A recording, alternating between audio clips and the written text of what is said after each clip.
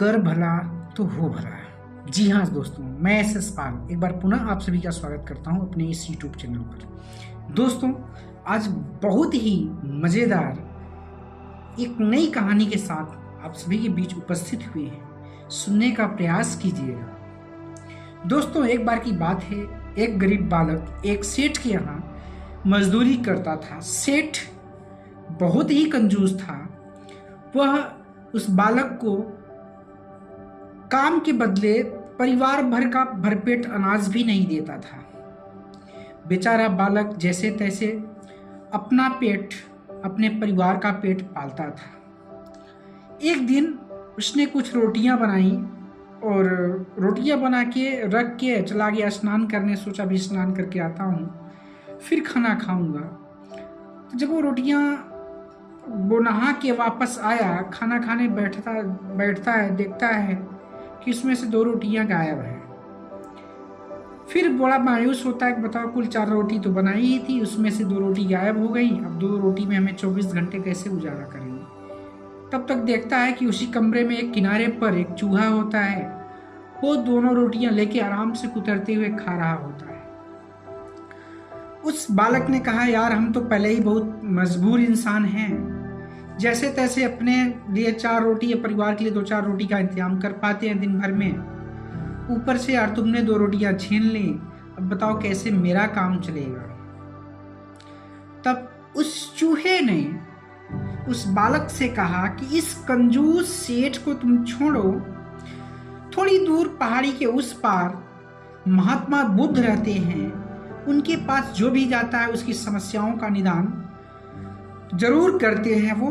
तुम भी जाओ, तुम भी इस विपत्ति से बाहर आ जाओगे, उनसे अपना निदान पूछ सकते हो। बालक सोचा ठीक है, एक दिन काम पर नहीं करते हैं, काम पर नहीं जाते हैं, चलते हैं महात्मा बुद्ध से ही मिल के आते हैं। एक दिन बालक महात्मा बुद्ध की तरफ चलना प्रारंभ किया। थोड़ी दूर गया होगा तो रास्ते में उसको एक बूढ़ी माँ दिखाई पड़ी, जिसके साथ एक बच्ची थी, युवा बच्ची थी। बूढ़ी माँ बड़ी हताश उदास लग रही थी। तो उसने पूछा, बेटा तुम कहाँ जा रहे हो। तो बालक ने जवाब दिया कि माताजी, थोड़ी दूर पे कहीं गौतम बुद्ध जी रहते हैं, मैं उनके पास जा रहा हूँ अपनी समस्याओं को लेकर। तो उस बूढ़ी औरत ने कहा, बेटा जा रहे हो तो एक प्रश्न का जवाब मेरे भी लेकर आना। बालक ने कहा, जी माताजी बोलिए।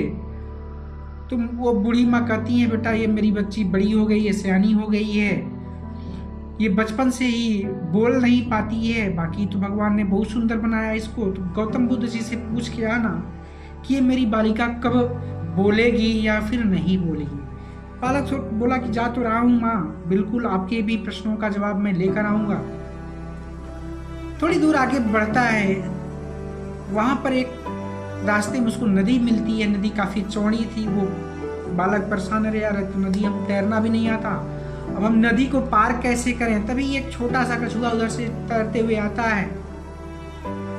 कहता, क्या हुआ बालक, क्यों परेशान हो। वो बोला कि यार ऐसी सी बात है, मैं बुद्ध जी से मिलने उस पार जा रहा हूँ, नदी का हमें पता नहीं था, अब हमें तैरना भी नहीं आता, अब मैं कैसे उस पार जाऊंगा।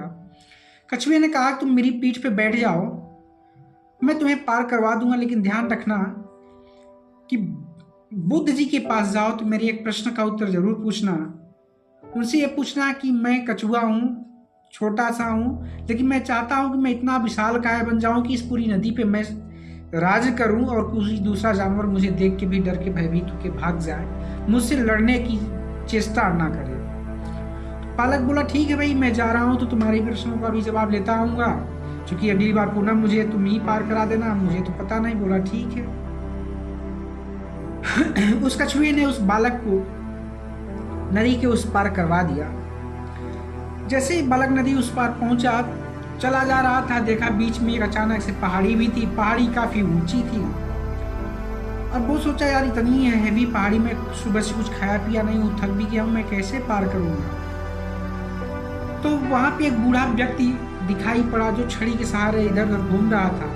तो बच्चे ने पूछा कि महात्मा जी या अंकल जी, इस पहाड़ी को हम कैसे पार करें, हम कैसे पहाड़ी के उस पार जाएं, क्योंकि हमें महात्मा बुद्ध जी से मिलना है और वो पहाड़ी के उस पार रहते हैं। वो बूढ़ा व्यक्ति जो था वो जादूगर था, वो अपनी जादू की छड़ी लिए हुआ था। वो बोला बेटा देखो, मैं तो तुम्हें पहाड़ी के उस पार करा दूँ 2 मिनट में, लेकिन अब मैं काफ़ी बुजुर्ग हो गया हूँ, मैं खुद तो नहीं चढ़ सकता, लेकिन तुम्हें मैं पार करा दूंगा अपनी शक्तियों से, अपनी जादू से, जादू की छड़ी से। लेकिन ध्यान रखना, मेरे एक प्रश्न का जवाब लेकर आना। उनसे पूछना कि मैं बुजुर्ग भी हो गया हूँ, या 100 साल से ऊपर मेरी उम्र हो रही है, तो बुद्ध जी से पूछना कि मुझे मोक्ष कैसे मिलेगी। बालक बोला ठीक है, मैं जा रहा हूँ, तो आपके भी प्रश्नों का जवाब लेकर आऊंगा। तुरंत जादूगर ने अपनी छड़ी घुमाई और उस बालक को उसके पार कर दिया, पहाड़ी के उस पार कर दिया। और जैसे पहाड़ी के उस पार पहुंचा, बालक देखता है कि सामने ही कुटिया थी, एक आश्रम था भगवान बुद्ध जी का, वहां पे सभा लगी हुई थी। वो भी जाके बैठ गया। भगवान बुद्ध जी का कथा जब उनकी समाप्त हुई तो उन्होंने लास्ट में कहा कि देखो आज भीड़ बहुत है, आज कुछ ज़्यादा ही शिष्य आ गए हैं, कथा सुनने के लिए लोग आ गए हैं, तो मैं सारे प्रश्नों का जवाब तो नहीं दे पा सकता, लेकिन हाँ आप सभी अपने 3-3 प्रश्नों का जवाब हमसे पूछ सकते हैं, 3 प्रश्नों का हल आप हमसे ले सकते हैं। तो बालक ने मन ही मन सोचा, यार मैं तो अपने प्रश्न का सवाल पूछूंगा तो उस बुढ़िया का या तो रह जाएगा, या तो उस कछुए का रह जाएगा, या तो फिर उस बेचारे बूढ़े आदमी का सवाल छूट जाएगा। ऐसा करते हैं कि हम फिर दोबारा आ जाएंगे किसी तरीके से। अब आज क्या करता हूँ, मैं अपने प्रश्नों को साइड में रखता हूँ। आज जब 3 ही प्रश्नों का मुझे मौका मिला है, तो हम क्यों ना उन बेचारों को तीनों के प्रश्नों को पूछ लूँ। उधर बेचारी की बेटी सयानी है, वो उसकी शादी हो जाएगी, बेचारा बूढ़ा व्यक्ति मर रहा है, इसका भी काम हो जाएगा, इसको भी स्वर्ग मिल जाएगा, और कछुआ भी अपने यहाँ का राजा बन जाएगा। फिर मैं अपनी प्रॉब्लम को बाद में सॉल्व कर लूँगा फिर से आके कभी। तो वो बालक 1 बाय 1 तीनों प्रश्नों का हल पूछता है कि एक बूढ़ी माँ है, उनकी बेटी सयानी हो गई, उनकी बूढ़ी वो बोलती नहीं, वो बहुत परेशान है, इसकी शादी कैसे होगी, किससे करें। तब भगवान बुद्ध जी उत्तर देते हैं इस प्रश्न का, बोलते हैं कि उस बूढ़ी औरत से कहना कि पहले शादी का इंतजाम करे, जैसे ही इसकी बरमाला इसको एक दूसरे को पहनाएंगे लड़का और लड़की, तुरंत ही लड़की बोलना शुरू कर देगी। बोला ठीक है। फिर दूसरा प्रश्न पूछता है वो कछुआ कैसे राजा बने। तब महात्मा बुद्ध जी कहते हैं कि उस कछुए से बोलना कि उसकी जो बाहरी आवरण है, हार्ड आवरण जो है, उसको वो तोड़ के बाहर आ जाए, फिर वो राजा बन सकता है, फिर उसका शरीर विशालकाय हो जाएगा। फिर तीसरा प्रश्न पूछता है कि आखिर में उस बुजुर्ग व्यक्ति को स्वर्ग कैसे मिले।